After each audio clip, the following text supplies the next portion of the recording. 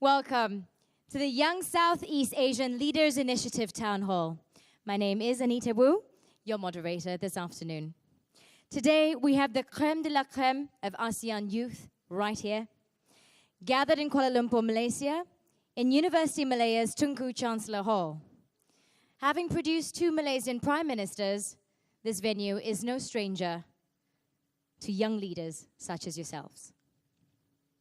We are here because as youth under the age of 35, we currently represent 60% of the ASEAN population.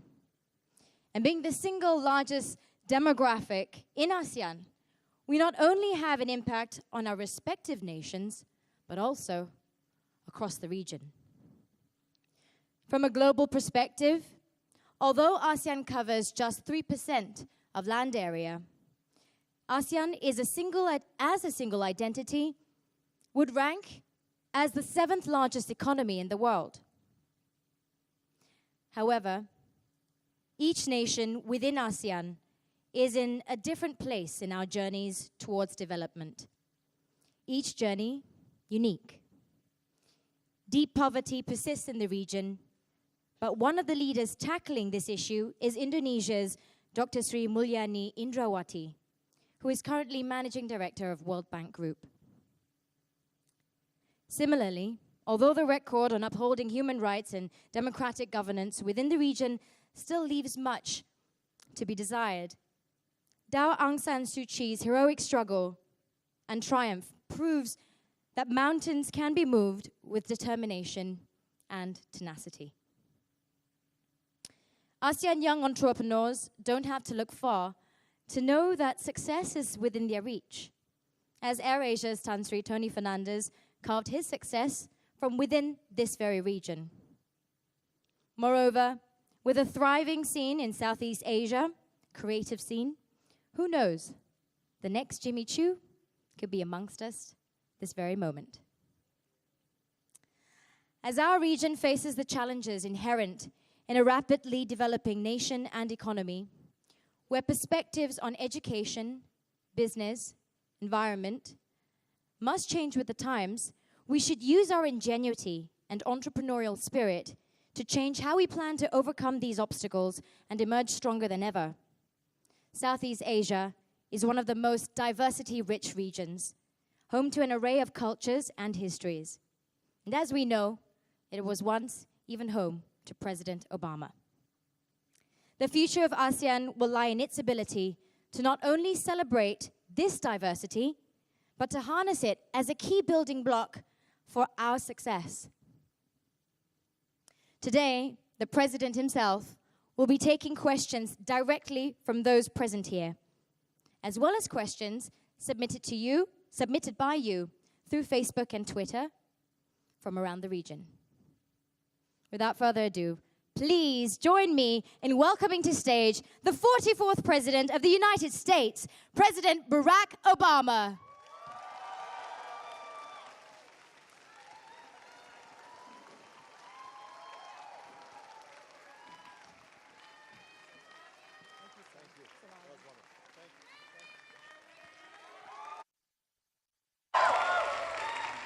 Hello, everybody. Oh, good afternoon. Selamat datang. Please, everybody have a seat. It is wonderful to be here, and it is wonderful to see all these outstanding young people here. I want to thank, first of all, the University of Malaya for hosting us. I want to thank the Malaysian people for making us feel so welcome. Anita, thank you for helping to moderate. Yeah, these trips are usually all business for me. But every once in a while, I want to have some fun. So I try to hold an event like this where I get to hear directly from young people like you. Because I firmly believe that you will shape the future of your countries and the future of this region. And I'm glad to see so many students who are here today, including young people from across Southeast Asia. And I know some of you are joining us online and through social media, and you'll be able to ask me questions too. Now, this is my 5th trip to Asia as president. And I plan to be back again later this year, not just because I enjoy the sights and the food, although I do, but because a few years ago I made a deliberate and strategic decision as President of the United States that America will play a larger, more comprehensive role in this region's future. I know some still ask what this strategy is all about, so before I answer your questions, I just want to answer that one question. Why Asia is so important to America, and why Southeast Asia has been a particular focus. And finally, why I believe that young people like you have to be the ones who lead us forward. Now, many of you know this part of the world has special meaning for me. I was born in Hawaii, right in the middle of the Pacific. I lived in Indonesia as a boy. Hey! This is the Indonesian contingent. Yeah. Hey, that's where they're from. You know, my sister Maya was born in Jakarta. She's married to a man whose parents were born here. My brother-in-law's father in Sandakan, and his mom in Kudat.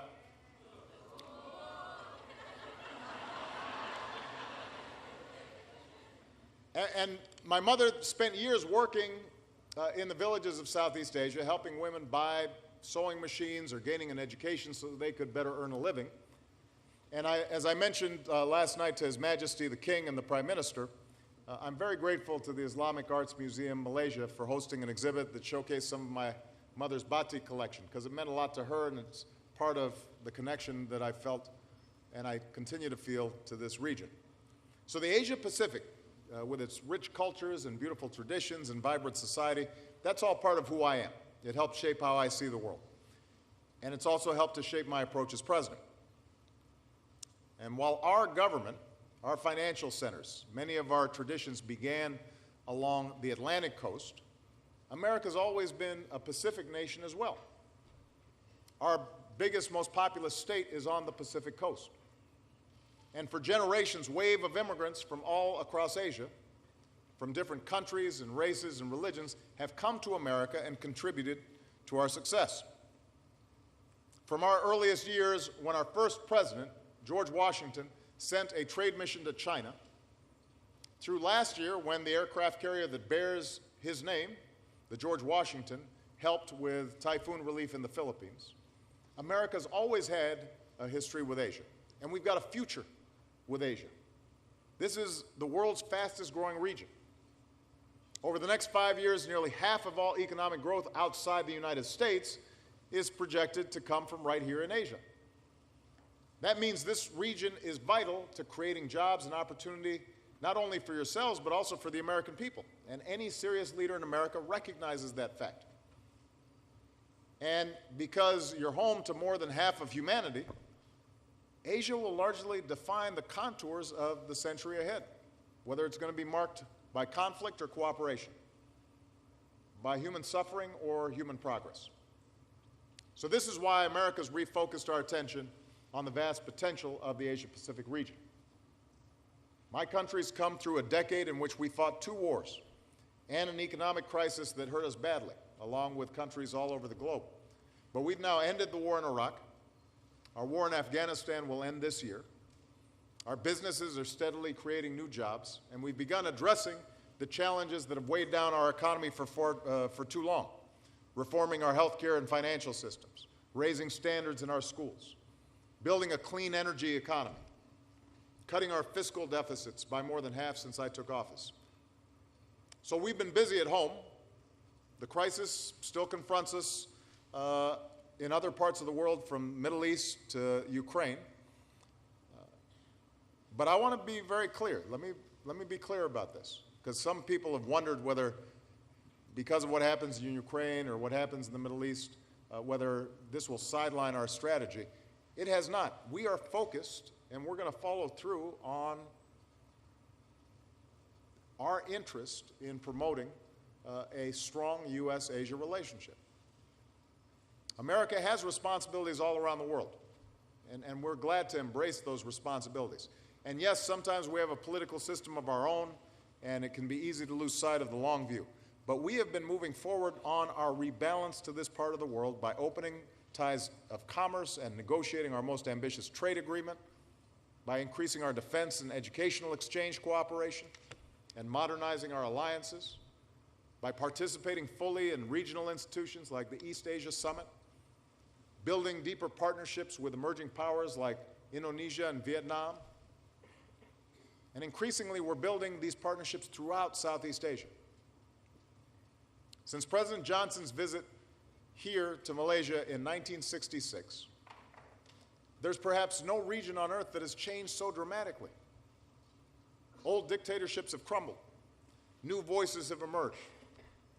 Controlled economies have given way to free markets. What used to be small villages, kampongs, are now gleaming skyscrapers. The 10 nations that make up ASEAN are home to nearly 1 in 10 of the world's citizens.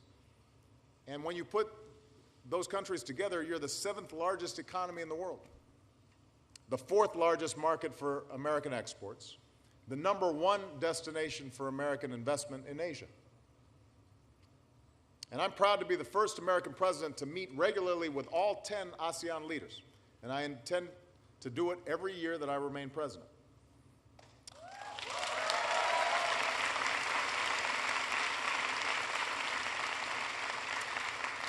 By the way, I want to congratulate Malaysia on its turn to assume the chairmanship of ASEAN next year.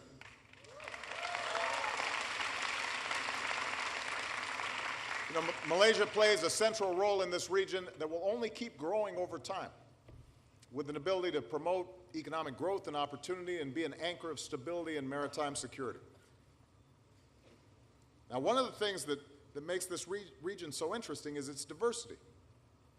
You know, that diversity creates a unique intersection of humanity. People from so many ethnic groups and backgrounds and religions and political beliefs.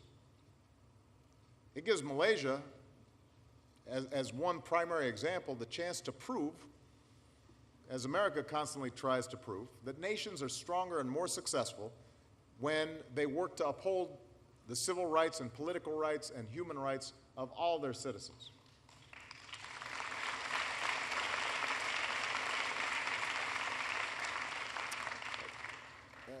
That's why over the past few years, Prime Minister Najib and I have worked to broaden and deepen the relationship between our two countries. In the same spirit of bekerja sama, that I think so many of you embody. The United States remains the #1 investor in Malaysia. We're partnering to promote security in shipping lanes. We're making progress on the Trans-Pacific Partnership to boost trade that supports good jobs and prosperity in both our countries. Today, I'm very pleased that we've forged a comprehensive partnership that lays the foundation for even closer cooperation for years to come. But our strategy is more than just security alliances or trade agreements. It's also about building genuine relationships between the peoples of Asia and the peoples of the United States, especially young people. We want you to be getting to know the young people of the United States and partnering well into the future in science and technology and entrepreneurship and education. One program that we're proud of here in Malaysia is the Fulbright English Teaching Assistance Program. Great. There we go. Over the past 2 years, nearly 200 Americans have come here, and they haven't just taught English, they've made lifelong friendships with their students and their communities. Now, one of these Americans, I'm told, was a young woman named Kelsey from a city in Boston, the city of Boston. Last year, after the Boston Marathon was attacked, she taught her students all about her hometown, its history and its culture. She taught them a phrase that's popular in Boston, wicked awesome. So that was part of the English curriculum. And so her students began to feel like a place that this place, Boston, that was a world away, was actually something they understood and they connected to and they cared about. So they responded by writing get well cards and sending them to hospitals where many of the victims were being treated. Partnerships like those remind us that the relationship between nations is not just defined by governments, but it's defined by people, especially the young people who will determine the future long after those of us who are currently in positions of power leave the stage. And that's especially true in Southeast Asia because almost 2/3 of the population in this region is under 35 years old. This is a young part of the world. And I've seen the hope and the energy and optimism of your generation wherever I travel, from Rangoon to Jakarta to here in KL. I've seen the desire for conflict resolution through diplomacy and not war. I've seen the desire for prosperity through entrepreneurship, not corruption or cronyism. I've seen a longing for harmony, not by holding down one segment of society, but by upholding the rights of every human being, regardless of what they look like, or who they love, or how they pray. And so you give me hope. Robert Kennedy once said, "It is a revolutionary world that we live in, and thus it is young people who must take the lead." And I believe it is precisely because you've come of age in such a world, with fewer walls, with instant information. You know, you have the world at your fingertips, and you can change it for the better. And I believe that together we can do things that your parents, your grandparents, your great-grandparents would have never imagined. So today I'm proud that we're launching a new Young Southeast Asian Leaders Initiative to increase and enhance America's engagement with young people across the region. You're part of this new effort. You're the next generation of leaders in government and civil society and business and the arts. Some of you have already founded nonprofit organizations to promote human rights or prevent human trafficking or encourage religious tolerance and interfaith dialogue. Some of you have started projects to educate young people on the environment and engage them to protect our air and our water and to prevent climate change. Some of you have been building your own ASEAN-wide network of young leaders to meet challenges like youth unemployment. And I know that some of you have been spending this weekend collaborating on solutions to these major issues. And over the next few months, across Southeast Asia, we're going to find ways to listen to young people about your ideas and the partnerships we can then build together to empower your efforts, develop new exchanges, connect young leaders across Southeast Asia with young Americans. So that's part of what we're starting here today. And before I take your questions, let me just close by sharing with you the future that I want to work for in this region, about where we want America's rebalance in the Asia-Pacific to lead, the work that we can do together. I believe that together we can make the Asia-Pacific more secure. You know, America has the strongest military in the world, but we don't seek conflict, we seek to keep the peace. We want a future where disputes are resolved peacefully and where bigger nations don't bully smaller nations. All nations are equal in the eyes of international law. We want to deepen our cooperation with other nations on issues like counterterrorism and privacy, but also humanitarian aid and disaster relief, which will help us respond quickly to catastrophes like the tsunami in Japan or the typhoon in the Philippines. We want to do that together. Together, we want to make the Asia-Pacific more prosperous, with more commerce and shared innovation and entrepreneurship. And we want to see broader and more inclusive development and prosperity. Through agreements like the TPP, we want to make sure nations in the Asia-Pacific can trade under rules that ensure fair access to markets and support jobs and economic growth for everybody, and set high standards for the protection of workers and the environment. Together, we want to make the Asia-Pacific and the world cleaner and more secure. You know, the nations of this region are uniquely threatened by climate change.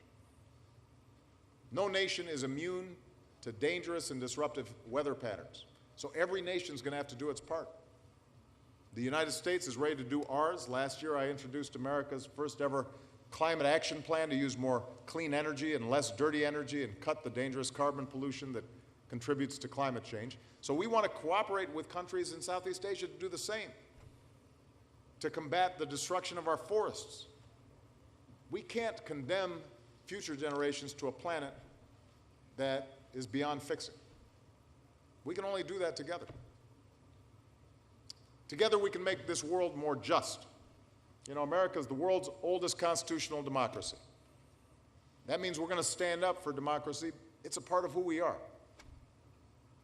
And we do this not only because we think it's right, but because it's been proven to be the most stable and successful form of government.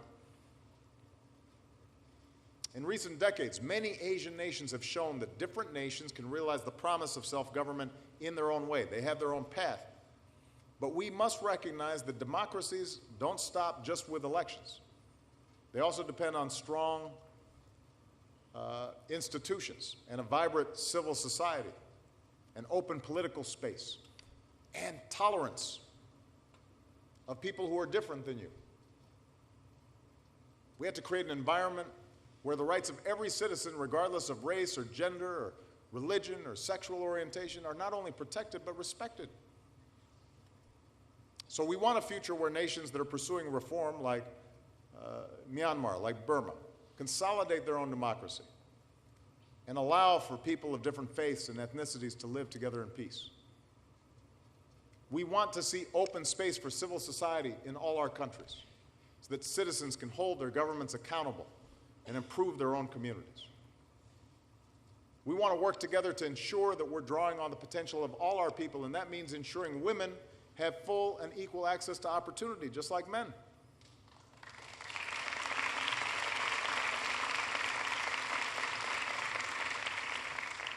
And to make sure we can sustain all these efforts, we want a future where we're building an architecture of institutions and relationships.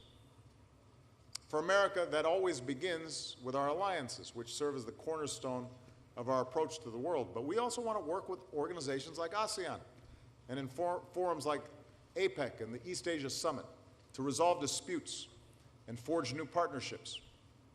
And we want to cooperate with our old allies and our emerging partners and with China.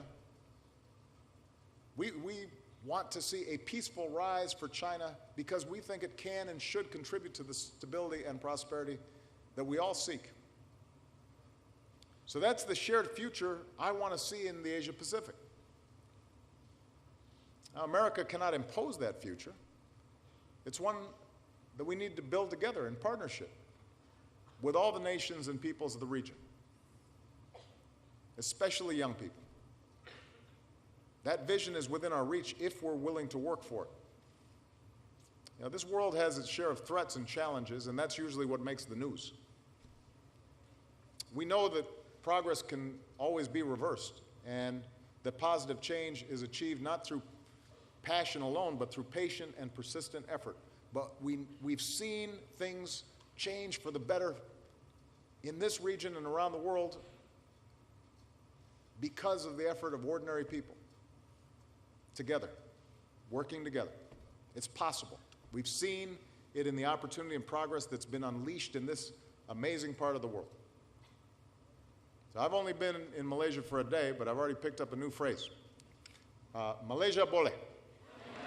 Malaysia can do it. Now, I have to say we have a similar saying in America, yes, we can. That's the spirit in which I hope America and all the nations of Southeast Asia can work together, but it's going to depend on your generation to carry it forward. Because presidents and prime ministers, they can help lay the foundation, but you've got to build the future. So now, I want to hear directly from you. I want to hear your aspirations for your own lives, your hopes for your communities and your culture, what you think we can do together in the years to come. All right? Terima kasih banyak. Anita? Good. And I've got my mic here.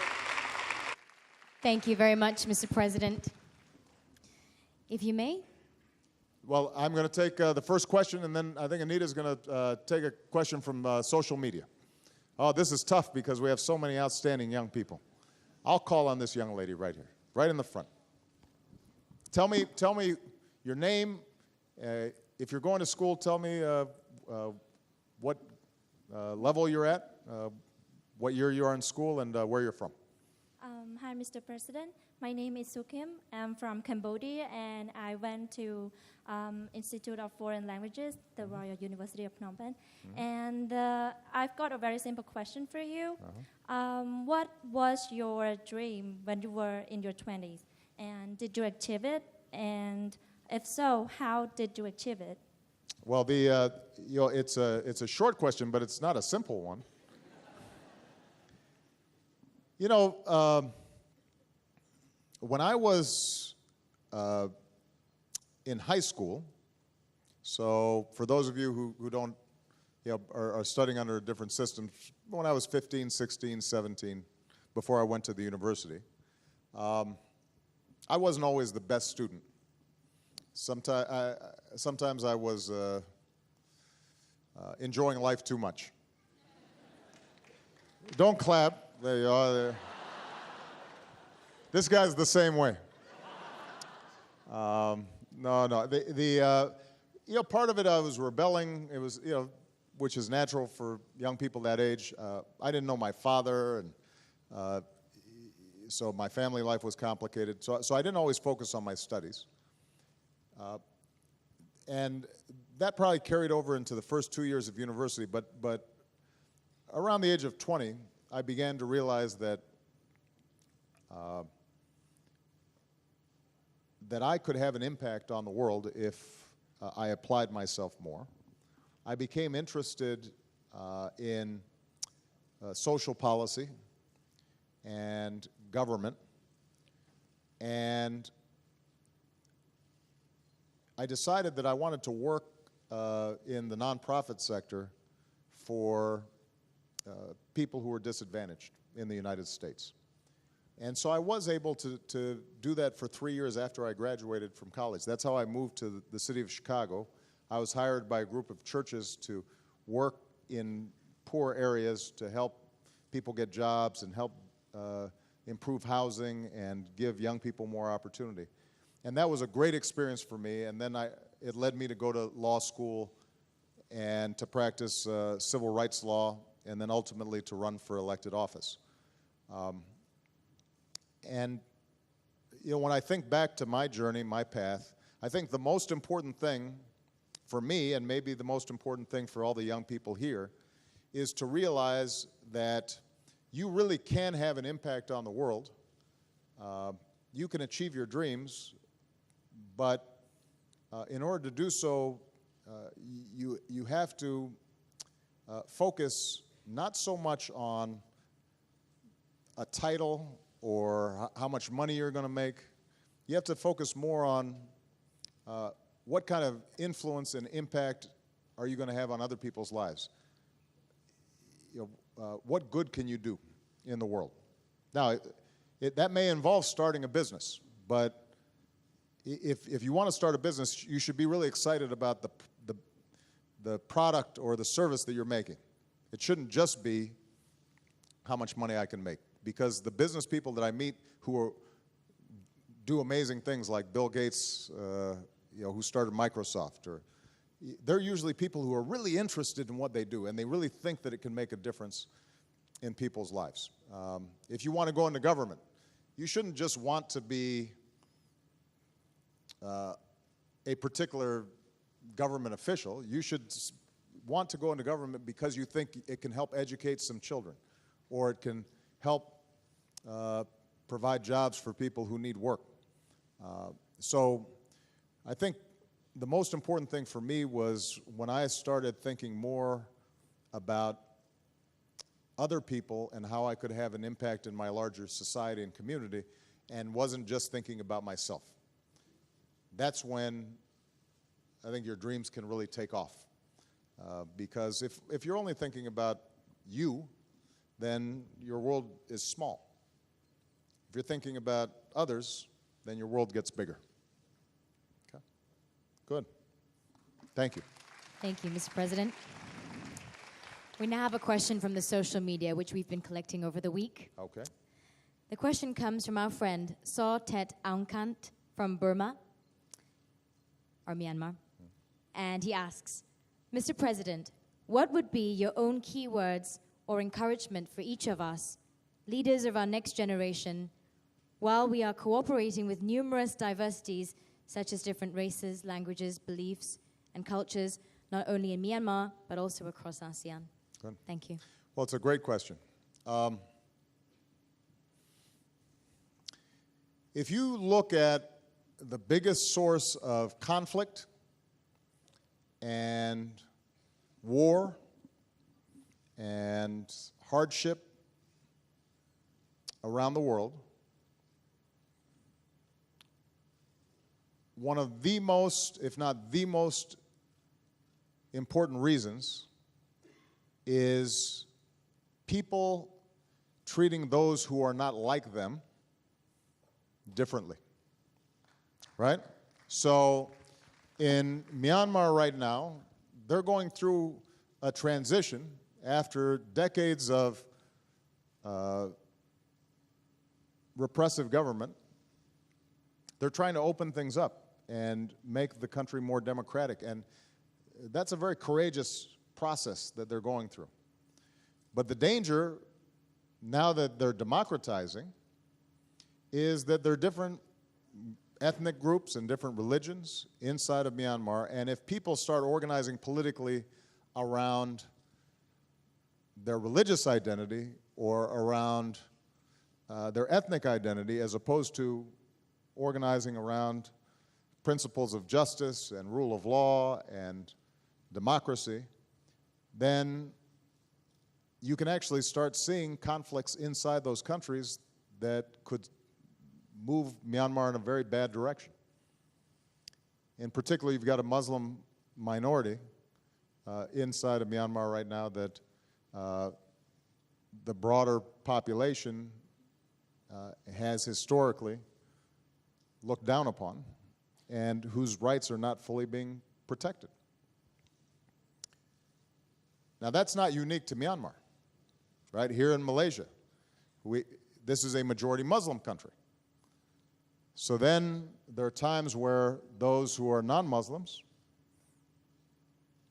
find themselves perhaps being disadvantaged or experiencing hostility. In the United States, obviously, historically, the biggest conflicts arose around race. And we had to fight a civil war, and we had to have a civil rights movement over the course of generations until I could stand before you as a president of African descent. But of course, you know, the job's not done. There's still discrimination and prejudice and ethnic conflict inside the United States that we have to be vigilant against. So my point is, all of us have within us biases and prejudices of people who are not like us or were not raised in the same faith or come from a different ethnic background. But the world is shrinking. It's getting smaller. You could think that way when we were all living separately in villages and tribes and we didn't have contact with each other. We now have the internet and smartphones, and our cultures are all colliding. The world has gotten smaller. And no country is going to succeed if a part of its population is put on the sidelines because they're discriminated against. Malaysia won't succeed if non-Muslims don't have opportunity. Myanmar won't succeed if the Muslim population is oppressed. No society is going to succeed if half your population, meaning women, aren't getting the same education and employment opportunities as men. So I think the key point for all of you, especially as young people, is you should embrace your culture. You should be proud of who you are and your background, and you should appreciate the differences in language and food, and how you worship God is going to be different. And those are things that you should be proud of. But it shouldn't be a tool to look down on somebody else. It shouldn't be a reason to discriminate. And you have to make sure that you are speaking out against that in your daily life, and as you emerge as leaders, you should be on the side of politics that brings people together rather than drives them apart. That is the most important thing for this generation. And part of the way to do that is to be able to stand in other people's shoes and see through their eyes. Almost every religion has within it the basic principle that I, as a Christian, understand from the teachings of Jesus. Do unto others as you would have them do unto you. Treat people the way you want to be treated. And if you're not doing that, and if society is not respecting that basic principle, then we're going backwards instead of going forward.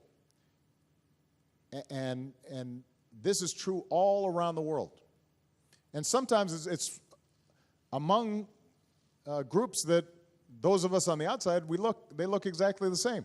In Northern Ireland, there has been a raging conflict, although they have finally come to arrive at peace, because half, or a portion of the population is Catholic, a portion is Protestant. Now, from the outside, you look, why are they arguing? They're both Irish, they speak the same language. It seems as if they'd have nothing to argue about. But that's been a part of Ireland that has been held back and is poorer and less developed than the part of Ireland that didn't have that conflict. In Africa, you go to countries, my father's country of Kenya, where oftentimes you've seen tribal conflicts. From the outside, you'd think, what are they arguing about? This is a country that has huge potential. They should be growing, but instead they spend all their time arguing and organizing politically only around tribe and around ethnicity. And then when one gets on top, they're suspicious and they're worried that the other might take advantage of them, and when power shifts, then it's payback. And we see that in society after society. The most important thing young people can do is break out of that mindset.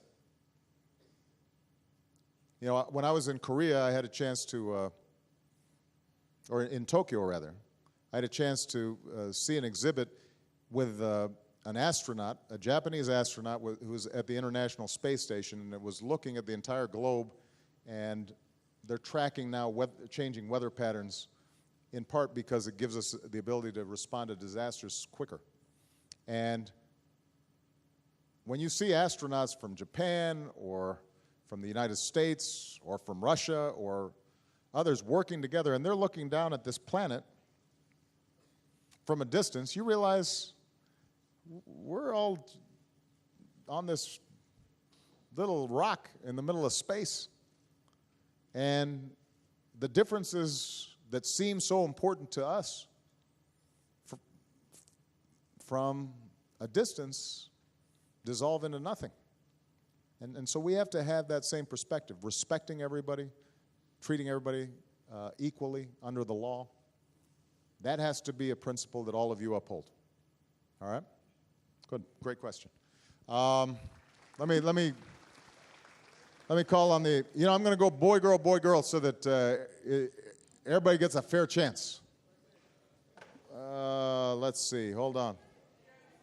Oh, this gentleman right here. Right there, with the glasses. Yeah. There you go. Hello, Mr. President. Hello. My name is Lukman, and I'm from Malaysia. Currently with Yes Alumni Malaysia. Well, I have a question. I wonder what was your first community service project that you did in life, and how did the project impact your community? Thank you so much. That's a great question. I told you that when I graduated from college, I wanted to work in poor neighborhoods, and so I moved to Chicago, and I worked this community had gone through some very difficult times. The steel plants there, the steel mills had closed. A lot of manufacturing was moving out of America or becoming technologically obsolete, these old mills. And so these were areas that had been entirely dependent on steel. And as those jobs left, the communities were being abandoned. And there was also racial change in the area. They had been predominantly white, then blacks and Latinos had moved in, and there was fear among the various groups. So they had a lot of problems. I will tell you this, that what I did was I organized a series of meetings listening to people to find out what they wanted to do something about first. The most immediate problem they saw was there was a lot of crime that had emerged in the area, but they didn't quite know how to do anything about it. So I organized a meeting with the police commander so that they could file their complaints directly to the police commander and try to get more action to create more safe space in those communities for children and to end people standing on street corners, and because it was depressing the whole community. Now, here's the main thing I want to tell you. That first meeting, nobody came. It was a complete failure. And I was very depressed because I thought, well, everybody said that they were concerned about crime, but when I organized the meeting, nobody came. And what it made me realize is that if you want to bring about change in a community or in a nation, it's not going to happen overnight. Usually it's very hard to bring about change because people are busy in their daily lives, they have things to do. Some of the things I realized was I hadn't organized the meeting at the right time. It was right around dinner time, and if people were working, they were coming home and picking up their kids, and they couldn't get to the meeting fast enough. And right, so first of all, you've got to try to get people involved, and a lot of people are busy in their own lives, or they don't think it's going to make a difference, or they're scared if they're speaking out against authority.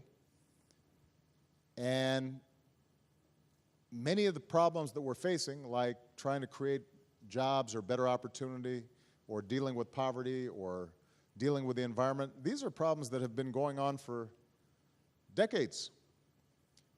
And so to think that somehow you're going to change it in a day or a week, and then if it doesn't happen, you just give up, well, then you definitely won't succeed. So the most important thing that I learned as a young person trying to bring about change is you have to be persistent. And you have to get more people involved, and you have to form relationships with different groups and different organizations, and you have to listen to people about what they're feeling and what they're concerned about and build trust. And then you have to try to find a small part of the problem and get success on that first so that maybe from there you can start something else and make it bigger and make it bigger until over time you are really making a difference in your community and in that problem. But you can't be impatient. And the great thing about young people is they're impatient. The biggest problem with young people is they're impatient. Right? It's a strength because it's what makes you want to change things, but sometimes you can be disappointed if change doesn't happen right away, and then you just give up. And you just have to stay with it and learn from your failures as well as your successes. Okay. Anita? Mr. President, thank you very much. We have a question from our friend in Singapore. His name is Stanley Ong. He asks, what is the legacy you wish to leave behind? Well, you know, I've still got 2.5 years left as president, so I hope he's not rushing me. But what is true is that, you know, as President of the United States, you have so many issues coming at you every day. But sometimes I try to step back and think about 20 years from now when I look back, what will I be most proud of, or what do I think will be most important in the work that I've done. Now, my most important legacy is Malia and Sasha, who are turning out to be wonderful young people. So your children, if you're a parent, the most important legacy you have is great children, and I have those who are happy and healthy, and I think they're going to do great things. Another important legacy is being a good husband. So I've tried to do that. That's important. Because if you don't do those things well, then everything else you're going to have some problems with. But I think as president, what I've tried to do in the United States is really focus on how do you create opportunity for all people.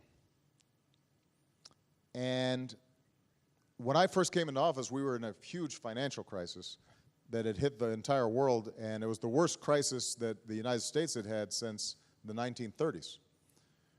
So the first thing I had to do was just make sure that we stopped the crisis and start allowing the economy to recover, and we've now created more than 9 million jobs, and the economy is beginning to improve for a lot of people. But what you've also seen is a trend in the United States, but also around the world, in which even when the economy grows, it tends to benefit a lot of people at the very top, but the vast majority of people, they don't benefit as much. And you're starting to see bigger and bigger gaps in inequality and in wealth and in opportunity. And that's true not just in the United States, it's true in Europe. It's long been true in parts of Asia. It's been true in Latin America. And I believe that economies work best when growth and development is broad-based, when it's shared. When ordinary people, if they work hard and they take responsibility, they can succeed. Not everybody's going to be rich, but everybody should be able to live a good life. Not everybody's going to be a billionaire, but everybody should be able to have a nice home and educate their children and feel some sense of security. So that's not something that I can do by myself as President of the United States, but everything that I do, whether it's providing more help for people to go to college or giving early childhood education to young children, because we know that the younger children get some additional initial schooling, especially poor children, the better off they'll do in school for all the years to come, to the work that we're trying to do in providing health care for all Americans so that they don't experience a crisis when somebody in their family gets sick.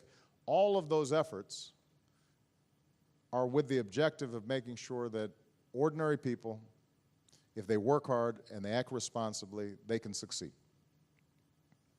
And internationally, my main goal has been to work with other partners to promote a system of rules so that conflicts can be resolved peacefully, so that nations observe basic rules of behavior, so that whether you're a big country or a small country, you know that there are certain principles that are observed, that might doesn't just make right, but that there's a set of ideals and there's justice, both inside countries and between countries. Now, That means trying to end the proliferation of nuclear weapons, which are a threat to humanity. And we've made progress in that front, me negotiating the reduction of our nuclear stockpiles with the Russians, and trying to resolve through diplomacy the problem that Iran has been trying to pursue nuclear weapons, and working with countries like Malaysia to prevent the proliferation of nuclear weapons. That means working to get chemical weapons out of Syria. It means trying to promote a just peace between the Israelis and the Palestinians. It means opening up to Burma. And I was the first president to visit there, and seeing if we could take advantage of the opportunity with Aung San Suu Kyi's release to create a country that was a responsible part of the world order. Now, sometimes our efforts have been successful. Sometimes, just as I told this young man here, my efforts initially haven't been as successful, and I've had to keep on trying. And I am confident that when I'm done as president, there's still going to be parts of the world that are having war, that are having conflict, that are oppressing their own people. So I'm not going to solve all these problems. I've got to leave some work for all of you. But what I do hope is that I will have made progress on each of those fronts. So that, if when I leave I can say, there are a few more countries that are democracies now, and the United States helped. If there are countries where I can say, or areas of the world where I can say, we avoided conflict between two countries because we helped to mediate a dispute, I'll be proud of that. If there are countries where the spotlight has been shined internationally on the oppression of a minority group, and it has forced that country to change its practices, that will be a success. But I don't consider, I don't think I can do that by myself, of course. I can only do that not only with the cooperation and consultation of other leaders, but it's also other citizens of the world. All of you and people in various regions, they've got to want more justice and more peace in order for us to achieve it. Sometimes the United States is viewed as, on the one hand, the cause of everybody's problem, or on the other hand, the United States is expected to solve everybody's problem. And we are a big, powerful nation, and we take our responsibilities very seriously. But we can only do so much. Ultimately, the people in these countries themselves have to partner with us, and because we have problems in our own country that we have to solve. But hopefully, I'm also lifting up certain universal principles and ideals that all of us can embrace and share. All right. It's a woman's turn. It's a young woman's turn. I've got to, let's see who's back here. No, it's a young lady's turn. Okay, this young lady right here. Since the microphone's right there. Yeah. Good afternoon, Mr. President, and welcome to Malaysia. So gathering from what you've said, I think it's a shared consensus that youth worldwide can be the catalyst to plant the seeds for an early conditioning on certain global issues, yeah? So my question is, how exactly can America lead us youth internationally in championing such issues? For example, climate change, women empowerment, poverty eradication, particularly to bring the human race together. It appears that a lot of policies are being put in place, but a lot of these policies are being put in place by the Gen X's, or the baby boomers. People like us, the Gen Ys, really don't have a say in these policies, but we are supposed to champion them. So how are we supposed to do all these things? Well, first of all, I'm trying to figure out which generation I am. You got baby boomers, then Gen X, and then this is Gen Y. We're on Y. Is Z, are they here yet? Or that's next? Well, first of all, just to be very specific, as I said in my speech, part of the reason that I like to meet with young people is to get their suggestions and their ideas. But then what we try to do is set up a process and a network of young leaders who can share ideas with each other and with us to let us know how they think we can empower you.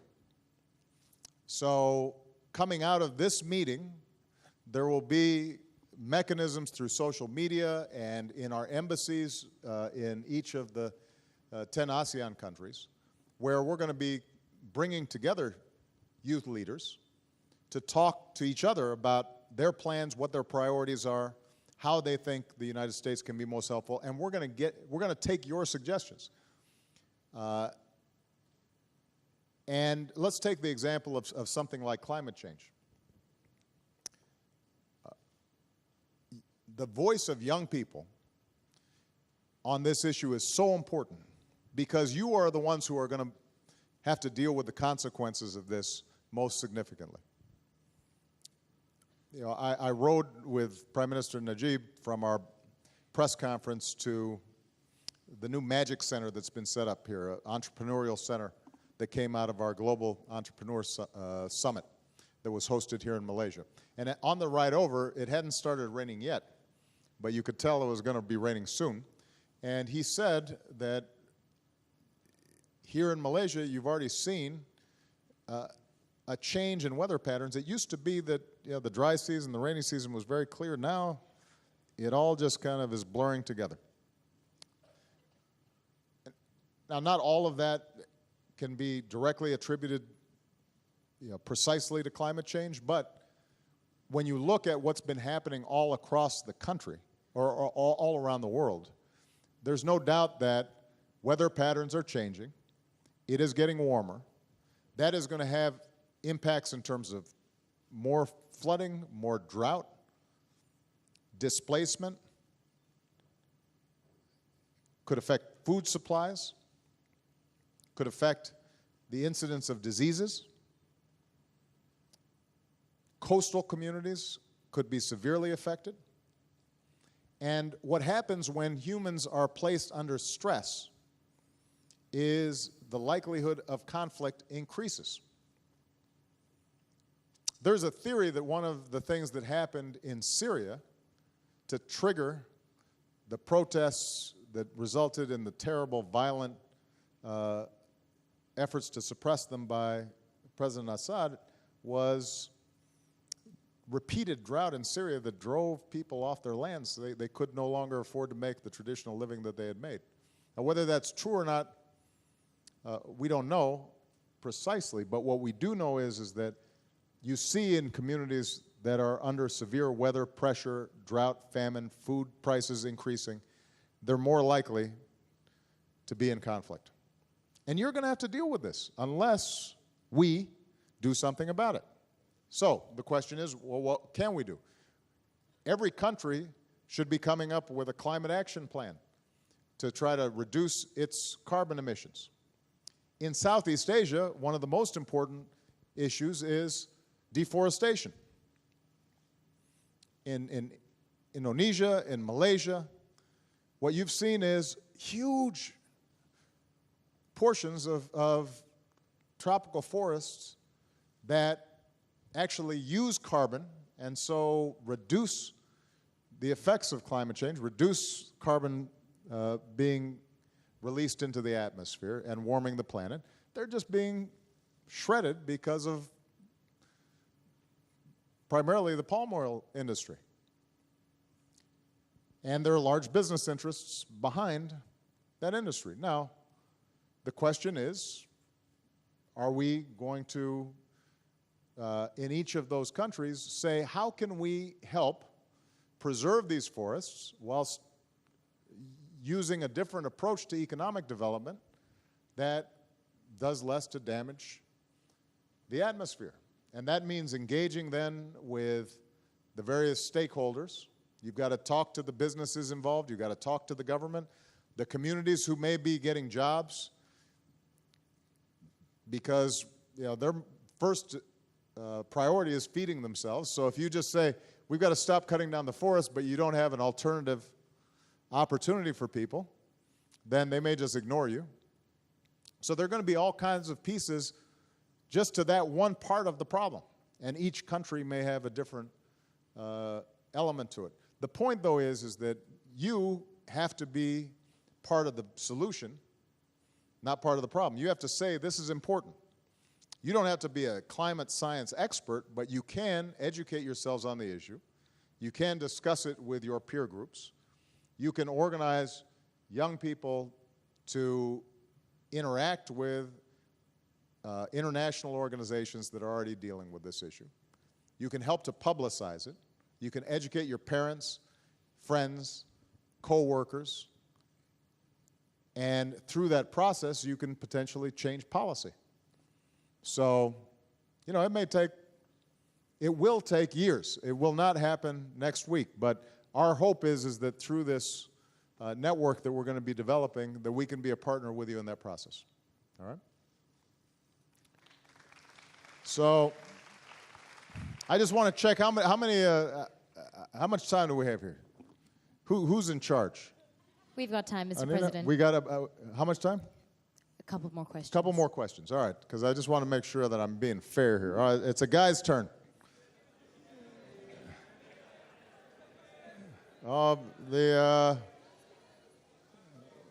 Let's see. All right, how about this guy? Because I like his haircut. The guy with the spiky hair, right there. All right.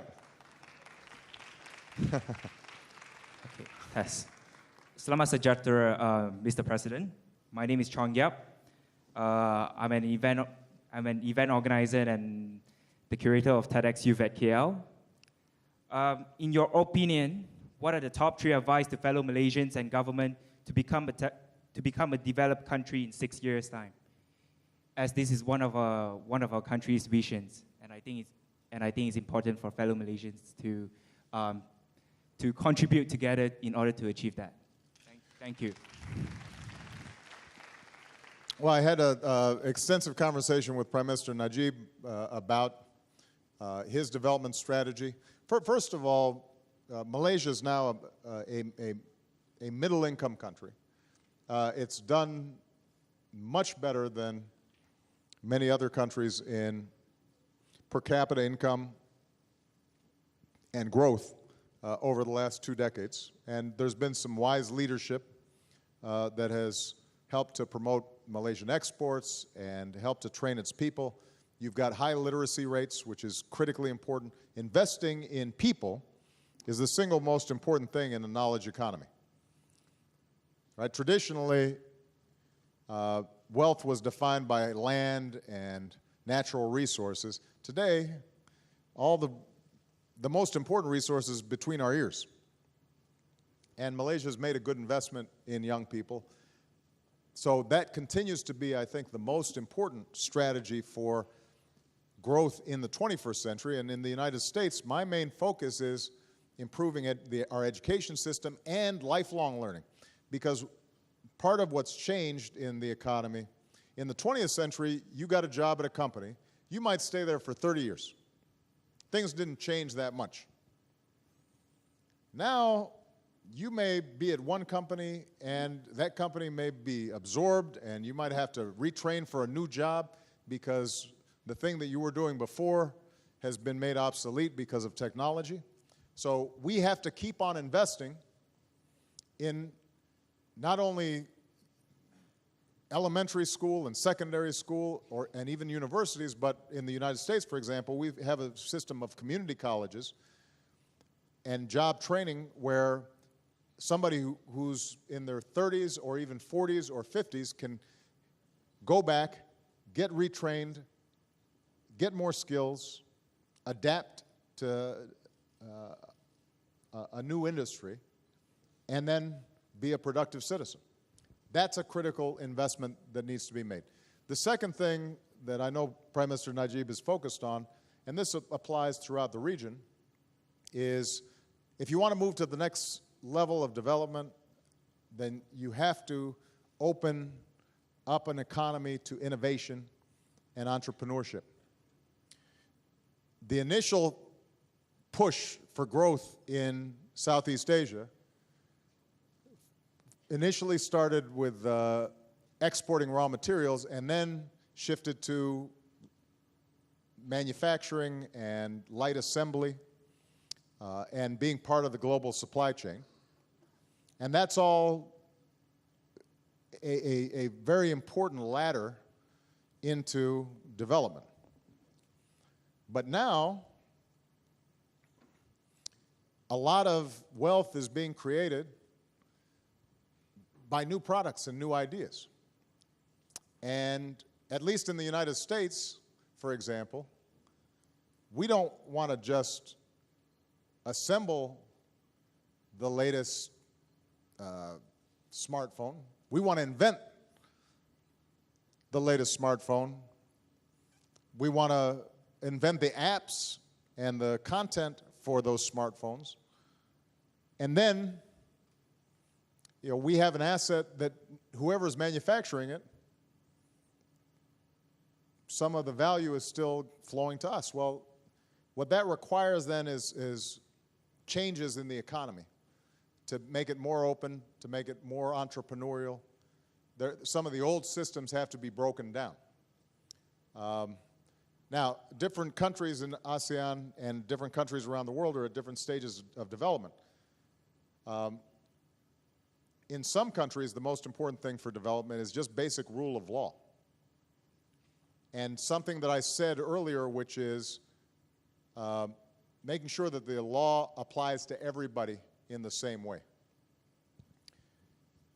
I believe if Malaysia is going to take that next leap, then it's going to have to make sure that the economy is one where everybody has the opportunity, regardless of where they started, to succeed. And that energy has to be unleashed. And I think Prime Minister Najib understands that. And the trade agreement that we're trying to create, the TPP, part of what we're trying to do is to create higher standards for labor protection, higher standards for environmental protection, more consistent protection of intellectual property, because increasingly that's the next phase of wealth. All those things require more transparency and more accountability and more rule of law. And I think that it's entirely consistent with Malaysia moving into the next phase. Now, it's hard to change old ways of doing things. And that's true for every country. I mean, China right now, after unprecedented growth over the last 20 years, realizes it's got to change its whole strategy. It's been so export-oriented, but now they're starting to realize that if they want to continue to grow, they've got to develop consumer markets inside their own country.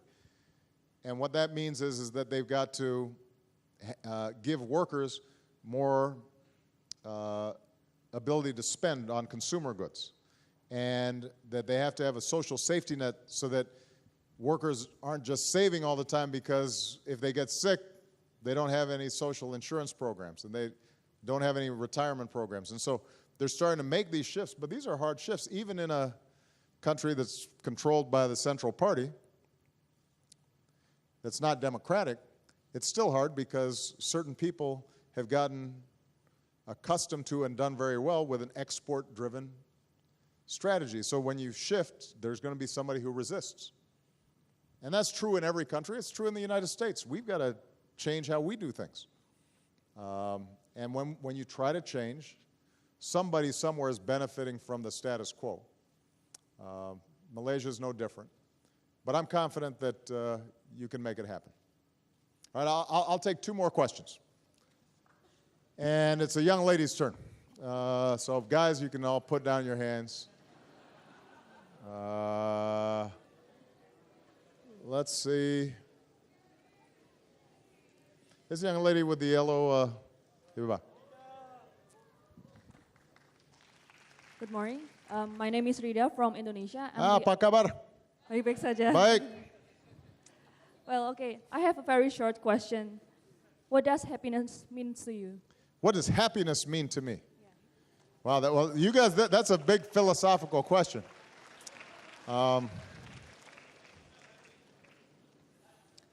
Well,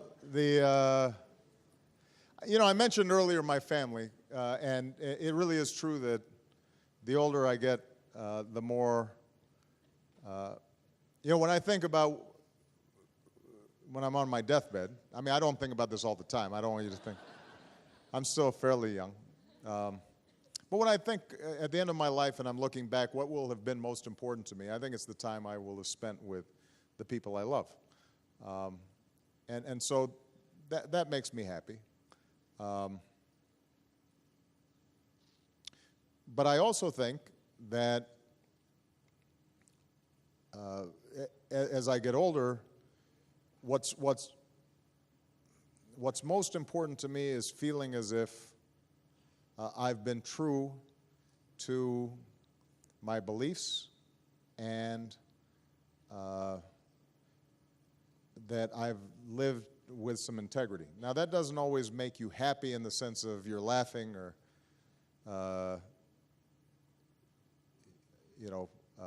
just enjoying life, because sometimes being true to your beliefs is uncomfortable.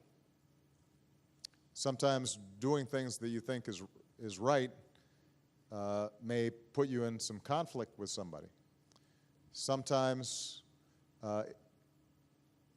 people may not appreciate it, and it may be inconvenient. But I think that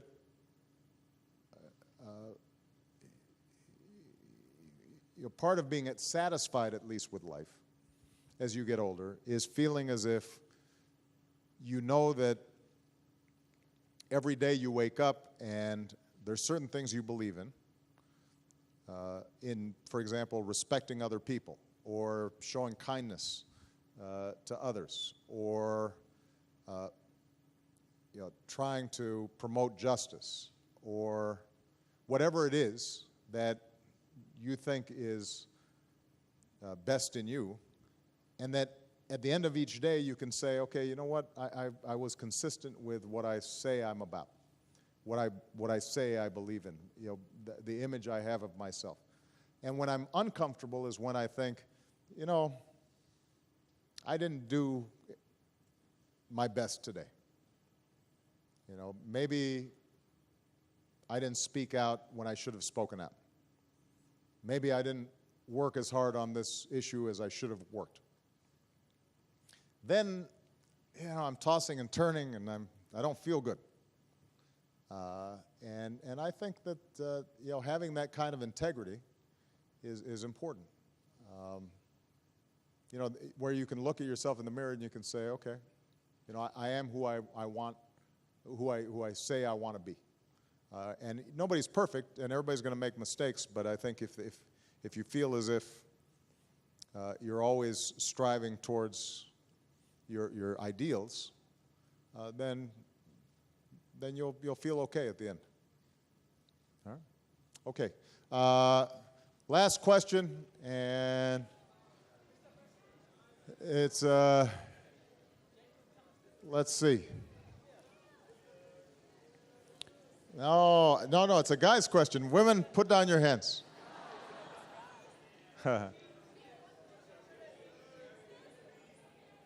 That's the, okay, I'll call on this gentleman here because there you go, with the glasses. Oh, yeah. Hello, good evening, Mr. President Obama. Well, my name is Karin Lee Chiva from Malaysia. I'm an undergrad from University of Malaya, under the Faculty of Arts and Social Sciences. So my question is, in your position right now, what values that you uphold the most, that you think is very important, that makes you what you are today? And what do you wish to bring that value to the young people of today so that they can change the world to become a better world? Thank you. Well, thank you. You know, I'm gonna take another question after that because I've already answered this question. No, wait. Let me explain. You know, what I think is most important is showing people respect who you disagree with, right? And so for example, there's a note over there. I don't know what those young people are putting a note about, but I think that the basic idea that if somebody's not like you, if they look differently than you, if they believe differently than you, that you are treating them as you want to be treated. If you are applying those ideas, I think you're going to be halfway there in terms of solving most of the world's problems. And a lot of that's around some of the traditional divisions that we have in our society: race, ethnicity, religion, gender. Treat people with respect, whoever they are, and expect your governments to treat everybody with respect. And if you do that, then you're going to be okay. All right. Last question, young ladies. Now, wait. Everybody put down their hands for a second. Okay, now I've heard from, I've had an Indonesian, a Malaysian, a Cambodian, Myanmar. Thailand didn't get called on. So I think, all right, Thailand's raised, Thailand where? Okay. Oh, and the Philippines. Well, see, I can't call on everybody. Thailand said they were the first ones to shout. So go ahead, this young lady right here.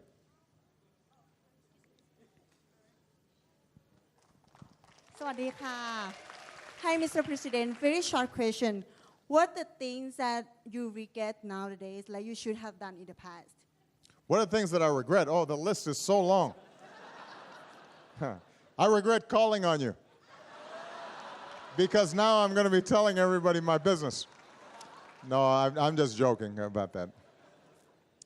I'm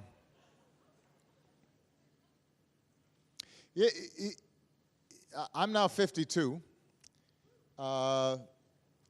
and you know, I still feel pretty good. I'm a little gray-haired, but I will tell you two things I regret. One is very specific, one is more general. The specific thing is I regret not having spent more time with my mother because she died early. She got cancer, and right around when she was my age, actually she was just a year older than me, older than I am now, she died. It happened very fast in about 6 months. And I realized that, you know, there was a stretch of time from when I was, let's say, 20 until I was 30, where I was so busy with my own life that I didn't always reach out and communicate with her and ask her how she was doing and tell her about things. I was nice, and I'd call and, write once in a while. But this goes to what I was saying earlier about what you remember in the end, I think, is the people you love. I realized that I didn't every single day, or at least more often, just spend time with her and find out what she was thinking and what she was doing, because she had been such an important part of my life. Now that's natural as young people. As you grow up, you become independent. But for those of you, who have not called their parents lately, I would just say that is something actually I regret. The more general answer is I regret wasting time. When I think when I was young, I spent a lot of time on things that I realize now were not very important. And I wish I had used my time more wisely. And so now I don't want people to spend every minute of every day working all the time, because you have to enjoy life, and you have to have friends, and you have to appreciate all that life has to offer. But I do think that in America at least, but now I think worldwide, we spend an awful lot of time on diversions. Watching TV or playing video games, or and all that time, when you add it all up, I say to myself, I could have spent more time learning a foreign language, or I could have spent more time working on a project that was important. And I think it would be useful for all of you to consider how you're spending your time, and make sure that you're making every day count. Let me just say this by way of thank you to all of you. I think you've asked terrific questions. I'm so impressed with all of you and what you have done and what you'll do in the future. I do want you to feel optimistic about your future, even though I told you about some problems like climate change that seem so big now. I always say we get White House interns to come in, and they work at the White House, and they're there for 6 months, and then I usually speak to them at the end of 6 months. And I always tell them that despite how hard sometimes the world seems to be, and all you see on television is war and conflict and poverty and violence, the truth is that if you had to choose when to be born, not knowing where or who you would be, in all of human history, now would be the time. Because the world is less violent, it is healthier, it is wealthier, it is more tolerant, and it offers more opportunity than any time in human history for more people than any time in human history. Now, that doesn't mean that there aren't still terrible things happening around the world or in this region, or we still have things like human trafficking, and we still have terrible abuse of children, and there are conflicts, and so there are all kinds of things that we're going to have to tackle and deal with. But you should know that with each successive generation, things have improved just a little bit. And over time, that little bit adds to a lot. And it's now up to you, the next generation, to make sure that 20 years from now or 30 years from now, people look back and say, wow, things are a lot better now than they were back then. And there will still be problems 20 or 30 years from now also, but there will be different problems because you will have solved many of the problems that exist today. And America wants to be a partner with you in that process. So good luck. Thank you, everybody. Thank you very much, Mr. President. It's been a wonderful opportunity, and we appreciate it very much. Thank you, everybody.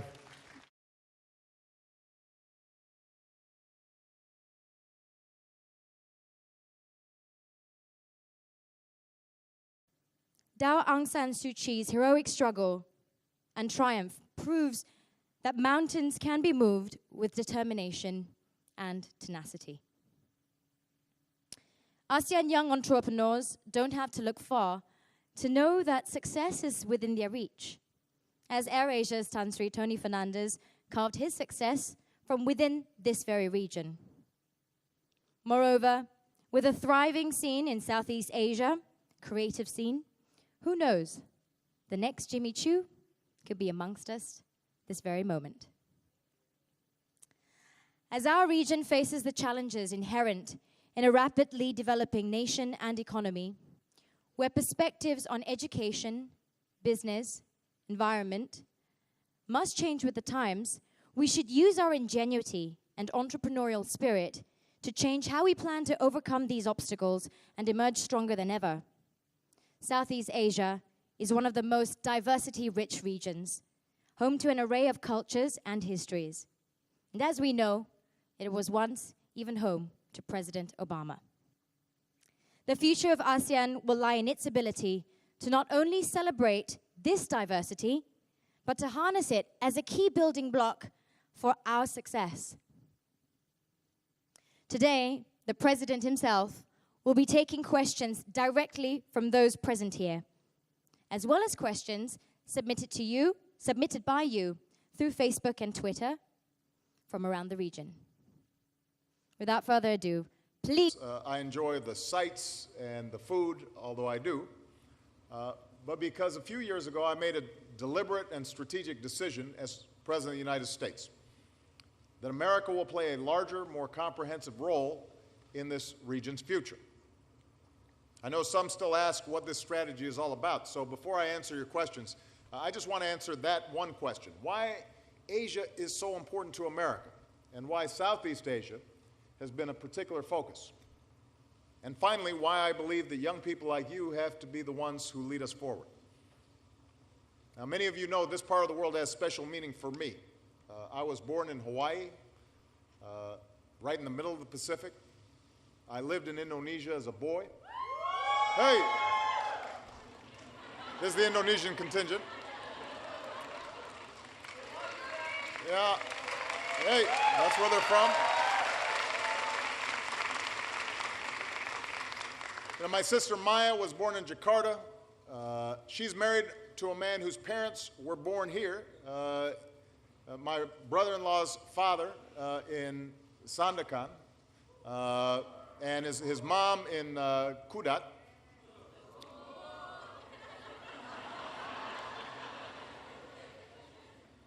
And my mother spent years working in the villages of Southeast Asia, helping women buy sewing machines or gaining an education so that they could better earn a living. And as I mentioned last night to His Majesty the King and the Prime Minister, I'm very grateful to the Islamic Arts Museum Malaysia for hosting an exhibit that showcased some of my mother's batik collection, because it meant a lot to her, and it's part of the connection that I felt and I continue to feel to this region. So the Asia Pacific, with its rich cultures and beautiful traditions and vibrant society, that's all part of who I am. It helped shape how I see the world. And it's also helped to shape my approach as president. And while our government, our financial centers, many of our traditions began along the Atlantic coast, America's always been a Pacific nation as well. Our biggest, most populous state is on the Pacific coast. And for generations, wave of immigrants from all across Asia, from different countries and races and religions, have come to America and contributed to our success. From our earliest years, when our first president, George Washington, sent a trade mission to China, through last year when the aircraft carrier that bears his name, the George Washington, helped with typhoon relief in the Philippines, America's always had a history with Asia, and we've got a future with Asia. This is the world's fastest growing region. Over the next 5 years, nearly half of all economic growth outside the United States is projected to come from right here in Asia. That means this region is vital to creating jobs and opportunity, not only for yourselves, but also for the American people. And any serious leader in America recognizes that fact. And because you're home to more than half of humanity, Asia will largely Please join me in welcoming to stage the 44th President of the United States, President Barack Obama.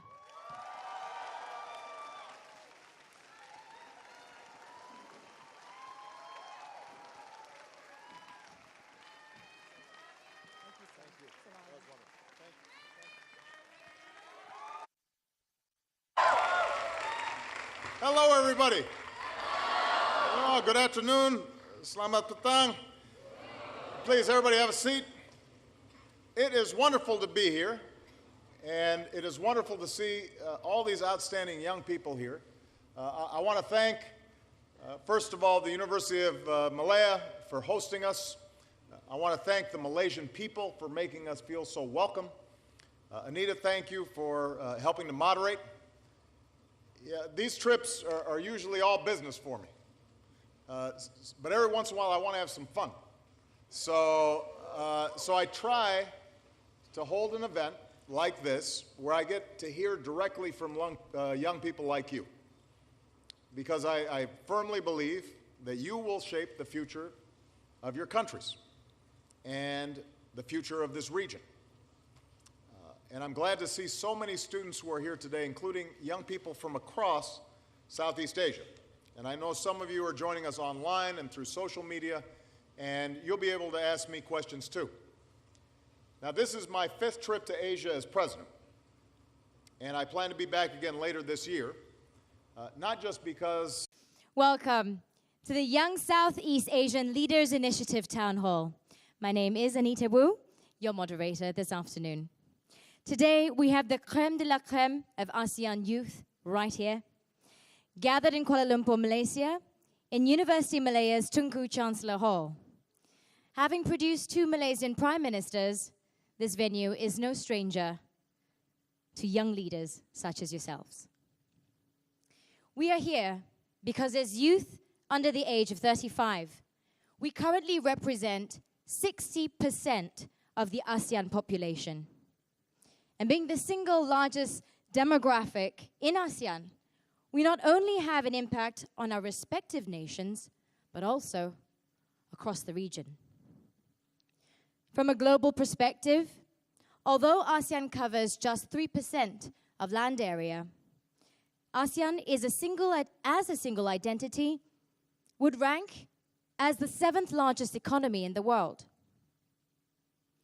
However, each nation within ASEAN is in a different place in our journeys towards development. Each journey unique.